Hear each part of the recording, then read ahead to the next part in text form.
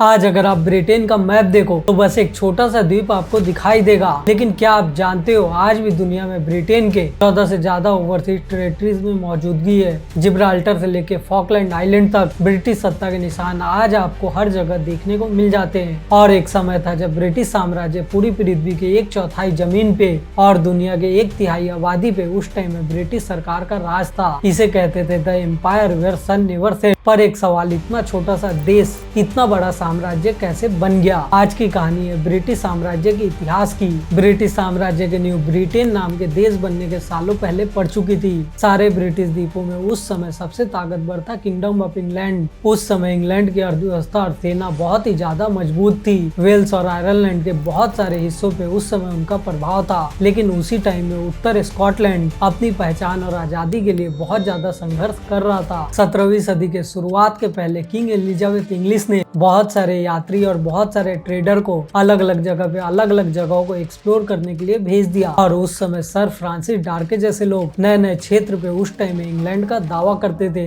लेकिन जाहिर सी बात है, स्थायी बनावट बनाना उस टाइम में किसी भी राज्य में आसान नहीं था। नॉर्थ अमेरिका के रुआनको आइलैंड और 1585 वाली कॉलोनी रहस्यमयी तरीके से उस टाइम में गायब हो गई थी। इसी दौर में उस समय एक बहुत बड़ा कदम उठा ज्वाइंट स्टॉक वाली कंपनी बनाने का। रॉयल चार्टर मिला और बहुत सारी कंपनी उस टाइम में बनने लगी। और सबसे मशहूर ईस्ट इंडिया कंपनी 1600 ईस्वी में बनाई गई।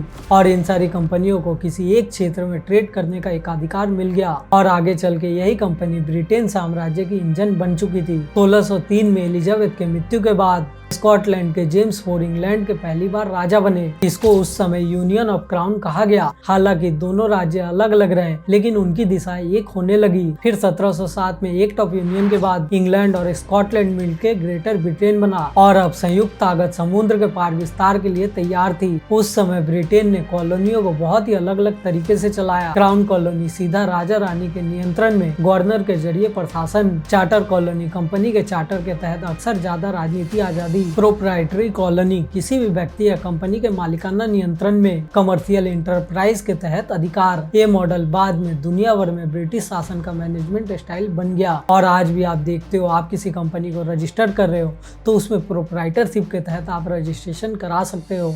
फिर उसके बाद 1600 ईस्वी में इंग्लैंड ने नॉर्थ अमेरिका के कैरेबियन में कॉलोनियां बढ़ानी स्टार्ट की। उस टाइम में कुछ कॉलोनी नहीं थी और बहुत सारी उन्होंने छीन के मिलाई थी। जैसे कि न्यूयॉर्क उस टाइम में 1665 में डच कॉलोनी का हिस्सा था। इसी समय अफ्रीका में ट्रेडिंग और पोस्ट के और ज्यादा किले बनाए गए और 1600 में बनी पहली रॉयल अफ्रीकन कंपनी। और इस कंपनी ने सालों तक वहाँ पे स्लेव की ट्रेडिंग स्टार्ट की। और उस टाइम में ब्रिटेन की कंपनी बहुत ज्यादा स्लेव की ट्रेडिंग करती थी। ये साम्राज्य के आर्थिक कहानी का बहुत ही बड़ा और बहुत ही ज्यादा कड़वा सच है। ब्रिटिशर ने स्कॉटलैंड में कॉलोनियां बसाने की कोशिश की लेकिन वो बहुत ही ज्यादा असफल हो गए। सबसे बड़ी नाकामी थी डेरियन स्कीम 1698 में आई थी। पब्लिक का बहुत ही भारी पैसा लगा, लगभग स्कॉटलैंड की दौलत आधा हो गई थी।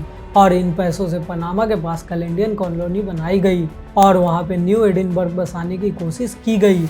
लेकिन भूख, बीमारी, स्पेनिश हमले और अंत में ब्रिटेन को अपनी कॉलोनी उस टाइम में छोड़नी पड़ी। इन सारी चीजों ने स्कॉटलैंड को उस समय बहुत ही आर्थिक संकट में डाल दिया और वहाँ पे बहुत सारी यूनियन बनने लगी, बहुत ज्यादा दबाव पड़ा। 1700 आते आते ब्रिटेन बहुत सारे यूरोपीय युद्ध में कूद गया और जीत के साथ उसे बहुत सारे क्षेत्र मिले जिसपे ब्रिटेन राज करने लगा। वार ऑफ स्पेनिश सेंसन 1714 के बाद न्यू फोर्टलैंड, अकाडिया और महत्वपूर्ण जगह जैसे कि जिब्राल्टर उस टाइम में ब्रिटेन को मिल चुकी थी। इधर भारत में भी ईस्ट इंडिया कंपनी धीरे धीरे सैन्य राजनीतिक ताकत बढ़ाने लगी और 1757 में बैटल ऑफ प्लासी ने बंगाल में ब्रिटिशर को बहुत ज्यादा नींव मजबूत की। इसके बाद कंपनी ने शासक के दबाव में अपना विस्तार बढ़ाया। 7 ईयर वार 1763 के बाद ब्रिटेन की नेवी दुनिया की सबसे बड़ी ताकत और सबसे बड़ी नेवी बन चुकी थी।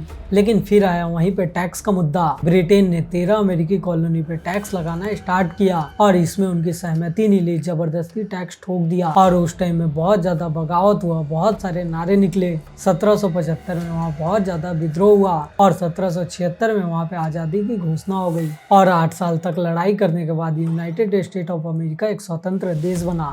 ये ब्रिटिश साम्राज्य की उस टाइम में सबसे बड़ी टूट थी। अमेरिका में नुकसान के बाद ब्रिटेन का फोकस पूरी तरीके से बदल गया। अब एशिया और पैसिफिक अफ्रीका पे वो कब्जा करना स्टार्ट करते हैं। कैप्टन जेम्स कुक ने न्यूजीलैंड और ऑस्ट्रेलिया के पूर्वी तट का मैप बनाया। 1788 में न्यू साउथ वेल में कैदी को भेज के वहाँ पे बसावट स्टार्ट की गई और उसे उस टाइम में पेनल कॉलोनी का नाम दिया गया। धीरे धीरे ब्रिटिश नॉर्थ अफ्रीका और पश्चिम की तरफ बढ़ने लगा। व्यापार खास तौर पे उस टाइम में फर की ट्रेडिंग बहुत ज्यादा करती थी। 1800 आते आते नेपोलियन उस टाइम में उभरने लगा और नेपोलियन ने डायरेक्ट उस टाइम में ब्रिटिश गवर्नमेंट को चुनौती दी। लेकिन 1805 में बैटल ऑफ ट्राफालगर और इसमें ब्रिटेन की बहुत ही भारी तरीके से जीत हो गई। हालांकि एडमिरल लॉर्ड नेल्सन की मृत्यु उसी लड़ाई में हो गई थी और ये ब्रिटिश गवर्नमेंट के लिए बहुत ही ज्यादा मायने रखते थे।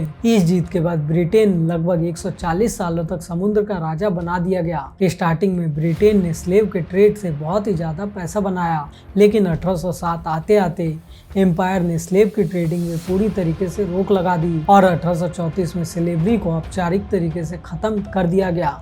1815 से 1914 को कई इतिहासकार ब्रिटेन को इंपीरियल सेंचुरी कहते हैं और इसी दौर में भारत में ज्वेलिन क्राउन बना। 1857 में सिपॉय रेबिलियन ने ईस्ट इंडिया की कमर पूरी तरीके से हिला दी। उसके बाद 1858 में कंपनी को भंग कर दिया गया और उस समय भारत में ब्रिटिश रूल आया और उस समय को भारत को ब्रिटिश राज्य कहा गया। 19वीं सदी में अफ्रीका में स्क्रैम्बल फॉर अफ्रीका स्टार्ट हुआ और 1869 में पहली बार स्वेज कनाल खुला। उस समय भारत और ब्रिटिश के व्यापार का सबसे मेन रास्ता यही था। 1882 में ब्रिटेन ने इजिप्ट पे पूरी तरह कब्जा किया और सेंट्रल एशिया में उस समय रूस से राजनीतिक मुकाबला चला और उस पीरियड को द ग्रेट गेम कहा गया। 1914 में वर्ल्ड वार स्टार्ट हुआ।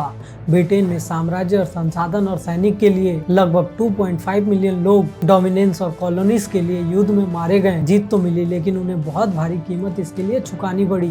1921 तक साम्राज्य अपनी सबसे बड़ी सीमा पे पहुंच चुका था और उसी साल उस टाइम में आयरलैंड को आजादी मिल गई। 1939 आते आते सेकेंड वर्ल्ड वॉर के बाद ब्रिटेन बहुत ही आर्थिक तरीके से टूट चुका था। फिर 1940 से 1970 तक एक एक करके कई कॉलोनियां आजाद होती चली गई और उसे उस टाइम में विंड ऑफ चेंज कहा गया। फिर 1997 में हांगकांग को चीन को सौंपना कई लोगों के लिए साम्राज्य के अंत की सबसे बड़ी प्रतीक बन गई। बहुत लोग सोचते हैं कि ब्रिटिश साम्राज्य पूरी तरीके से खत्म हुआ, लेकिन साम्राज्य की संपत्ति की विस्तार आज भी दिखाई पड़ती है। आज भी इंग्लिश दुनिया की सबसे व्यापक भाषा है। कई देश आज के डेट में कॉमनवेल्थ के जरिए आज भी ब्रिटेन से जुड़े हुए हैं। आज का ब्रिटेन पूरी तरीके से खुद एक माइक्रोकॉस्मस है, जहां पूरी दुनिया भर के सांस्कृतिक समुदाय और इतिहास साथ रहते हैं। तो ये थी ब्रिटिश साम्राज्य की कहानी, विस्तार, व्यापार, युद्ध और अंत में कैसे ब्रिटेन साम्राज्य डूब गया। अगर आपको इतिहास रिलेटेड डॉक्यूमेंट्री पसंद है तो इस चैनल को सब्सक्राइब और इस वीडियो को लाइक जरूर करें और कमेंट में बताएं अगला वीडियो आपको कौन से टॉपिक में चाहिए। मिलते हैं आपसे आने वाले अगले वीडियो में, तब तक के लिए बाय और जय हिंद।